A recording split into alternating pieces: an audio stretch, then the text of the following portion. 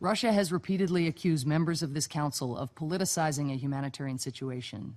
But Russia has it backwards. In fact, it is Russia that is trying to disguise a political crisis, one manufactured and exported by Moscow, as a humanitarian one. The very humanitarian problems that Russia is decrying in eastern Ukraine and turning a blind eye to in Crimea are directly traceable to violence it has facilitated or supported. Why have thousands of people been displaced? Look no further than the, quote, egregious human rights abuses, end quote, in separatist-controlled areas documented in the UN report. Why do civilians lack access to basic services?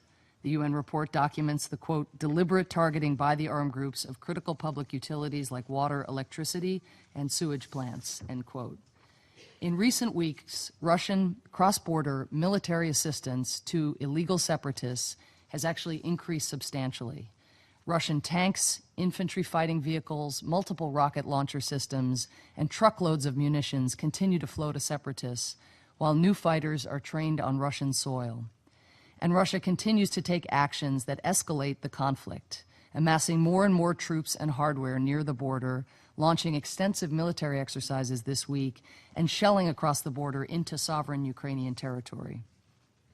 Perhaps most shocking is that Russia has doubled down on its support for rebels and provocative actions after witnessing the horrific carnage that resulted from the downing of Malaysian Airlines flight MH17.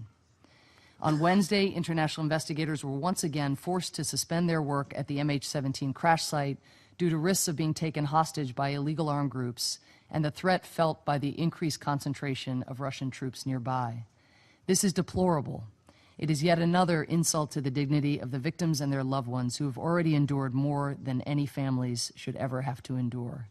It flies in the face of the resolution passed by this council and the unified commitment to justice that that resolution embodied, and it obstructs efforts to punish those responsible for this abhorrent crime.